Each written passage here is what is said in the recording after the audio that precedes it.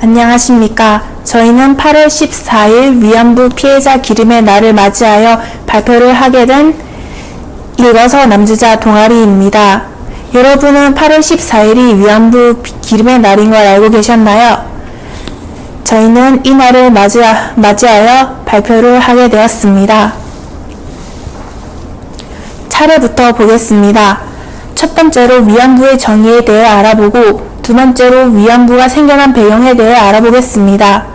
세 번째로 위안부 관련한 책을 알아보고, 네 번째로 위안부의 현 상황을 알아보겠습니다.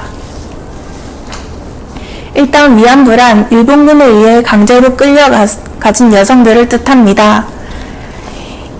1993년 일본 도쿄에서 열린 국제연합회의에서 위안부라는 말을 통용하고 있어 위안부라는 단어를 사용하지만 자발적으로 참여한 것이 아니라는 것을 표현하기 위해서 위안부 말 사이에 작은 따옴표를 꼭 붙여야 합니다.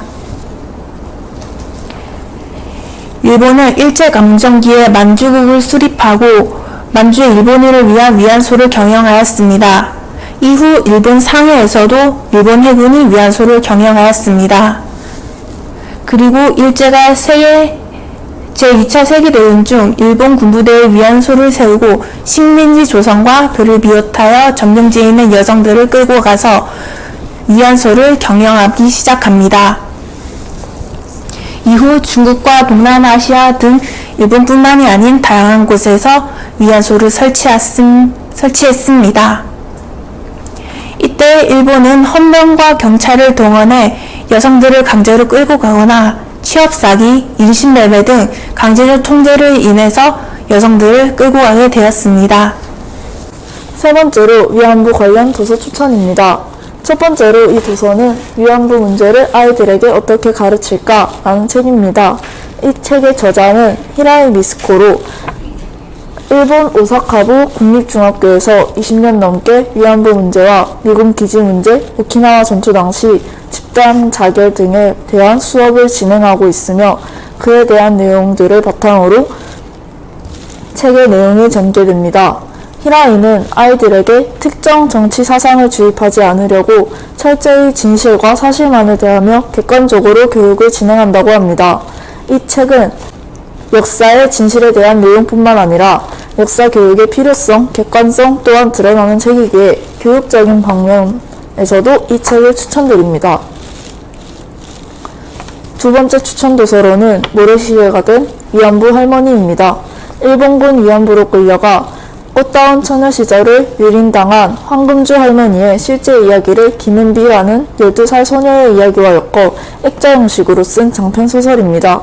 일본군의 위안부로 끌려가 군합발을 무참히 짓밟혀야 했던 위안부 할머니들의 삶을 재조명함으로써 다시 한번 잊히지 말아야 할 역사를 되새겨보는 기회를 제공합니다. 세 번째 추천 도서는 일본군 위안부가 된 소녀들입니다. 이 책은 대화 형식으로 내용이 전개가 되지만 소설은 아니며 무겁지 않은 분위기로 위안부에 대한 정보를 엮어낸 책입니다. 위안부가 생겨나게 된 배경과 위안부 피해자들의 전후 모습도 담고 있으며 현 사회가 반성해야 할 점도 담고 있어서 평소 위안부에 대해 알고 싶었지만 무거운 분위기 때문에 읽지 못했다 하시는 분들에게 이 책을 추천합니다. 마지막으로 위안부의 현황입니다. 1988년 여성과 관광문화 세미나에서 윤정옥 선생님에 의해 처음으로 위안부 문제가 세상에 드러나게 되었습니다. 1990년 11월 16일 한국교회여성연합회 등 37개 여성단체가 모여 한국정신대문제대책협의회를 결성하였고 1911년 8월 14일 김학순 할머니께서 피해자 중 최초로 공개 증언을 하였습니다. 같은 해 12월 6일 일본 정부를 상대로 피해보상 청구 소송을 하였습니다. 2015년 12월 28일 한일 양국은 일본 정부가 사죄를 표명하고 피해자 지원재단에 10억엔, 하나 약 107억 원을 지원하는 대신 위안부 문제를 최종적으로 해결했다고 인정하는 합의를 내었습니다. 이에 피해자 측은 2016년 3월 헌법소원을 내었고 2019년 12월 30일 헌법재판소는 12월 28일 합의가 위헌임을 확인해 달라며 낸 헌법 소원을 재판과 전원일치의 의견으로 결정하였습니다.